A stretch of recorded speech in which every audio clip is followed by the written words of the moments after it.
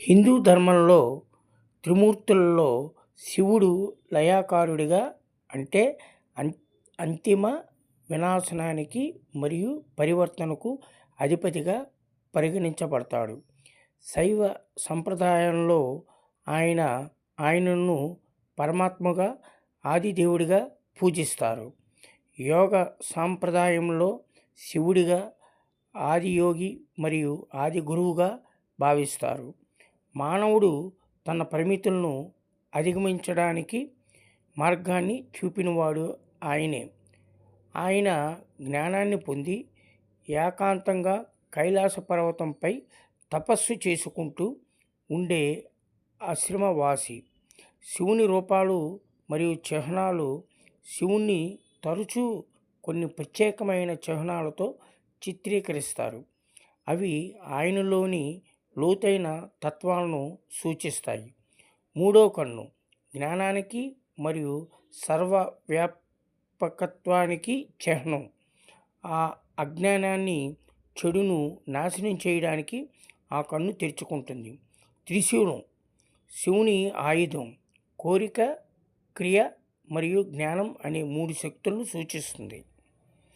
మెడలో పాము భూత, వర్తమాన, భవిష్యత్తు చుట్టుకొని ఉన్న ఆ పాము ఆయన కాలాన్ని అధిగమించిన వాడిని సూచిస్తుంది.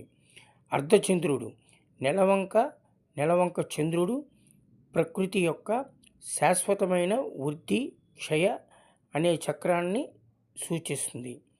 జటాజుటం గంగానదిని తలపై ధరించినవాడు గంగాధరుడు. ఇది పవిత్రత మరియు ప్రకృతి యొక్క శక్తులను నియంత్రించడాన్ని సూచిస్తుంది. డమరుకం సృష్టి యొక్క లయను సూచించే చిన్న డ్రమ్ము. నంది శివుని వాహనం మరియు ముఖ్య అనుచరుడు. శివాలయం ముందు ఉంటుంది. భక్తులు తమ కోరికలను నంది చెవిలో చెప్తారు. భస్మం విభూది శరీరం అంతటా ధరించే బూడిద. జీవితం యొక్క అనిశ్చితత్వాన్ని, వైరాగ్యాన్ని తెలియజేస్తుంది. లింగం శివుణ్ణి ఎక్కువగా పూజించే అనాకార రూపం.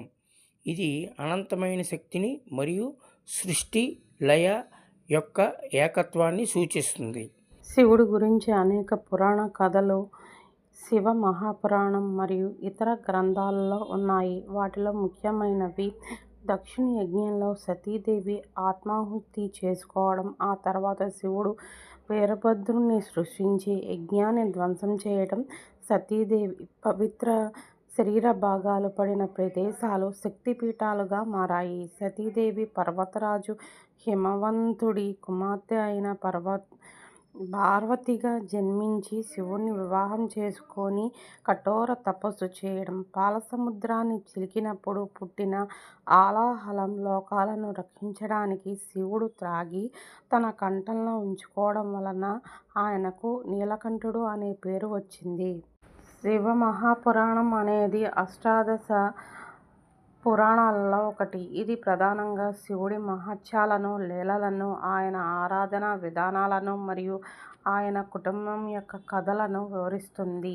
శివుడి చరిత్ర కేవలం ఒక దేవత గురించి కాదు, అది మానవ చైతన్యాన్ని, యోగాను మరియు సృష్టి స్థితి లయ అనే జీవిత చక్రాల తత్వాన్ని వివరిస్తుంది.